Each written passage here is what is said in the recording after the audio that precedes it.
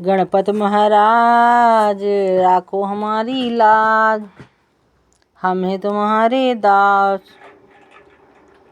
आगे की कथा पूर्ववत।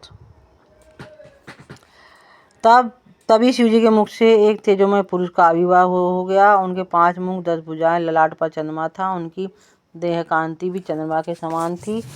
वे कंठ में मुंडमाला, सर्पों के आभूषण तथा मुकुट और बाजूबंद धारण किए हुए थे। उनके तेज के समक्ष अग्नि, सूर्य, चंद्रमा भी तिरस्कार हो रहे थे। उन्होंने अपनी भुजाओं में 10 आयुध ले रखे थे।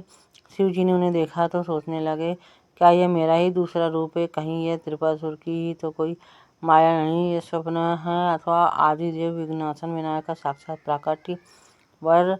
वरदराज ने उनके मन की बात जान ली। बोले, प्रभु आप जो समझ रहे हैं मैं वही आदिदेव विनायक हूँ। वस्तुतः मेरे यथार्थ रूप को देवता, ऋषिगण तथा ब्रह्मा भी नहीं जानते।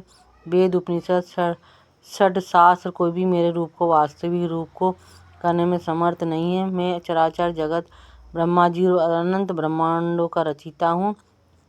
सत्य, रज, तम और तम तीनों गुणों मुझ में ही प्रकट हैं, किंतु उन गुणों का स्वामी होते हुए मैं उनसे परे हूँ। संसार की रचना, स्थिति और प्रलय मेरे ही कार्य हैं। आपने मेरा 100 वर्ष तक का निरंतर चिंतन किया है, इसलिए मैं पूर्ण रूप से संतुष्ट हूँ। आपकी कामना पूर्ण करने के लिए इस समय यहाँ प्रकट हुआ हूँ। अतः आप जो मुझसे वर मांग लें। वरदान की प्रसन्न मुद्रा देख और वरद वचन सुनकर शिव जी उनकी स्तुति करने लगे।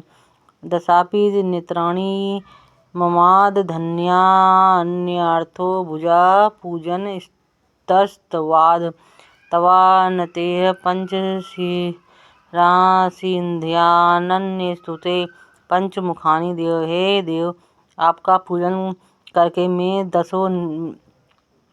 10 नेत्र और 10 भुजाएं आज धन्य। आपको प्रणाम करके मेरे 5 मस्तक और आपकी स्तुति करके मेरे 5 मुख धन्य हो गए। प्रभु आप रजोगुण के द्वारा समस्त सृष्टि को रचते, सतोगुण द्वारा पालन करते और तमोगुण द्वारा प्रलय कर देते हैं। आप नित्य निरपेक्ष और निर्लेप हैं। आप ही सभी जीवों के ईश्वर तथा उनके कार्यों के साक्षी और फल प्रदान करने वाले हैं। हे वरद राज, त्रिपुरासुर को नष्ट करने का शीघ्र उपाय कीजिए, अन्यथा यह समस्त सृष्टि नष्ट हो जाएगी। वरदायक बोले, आप मेरे बीज मंत्र का उच्चारण करते हुए सरसंधान करेंगे तो अवश्य विजय प्राप्त होगी। मैं आपके द्वारा स्मरण करते ही आपके पास आकर कार्य पूर्ण करूँगा। मेरा बीज मंत्र गंग है।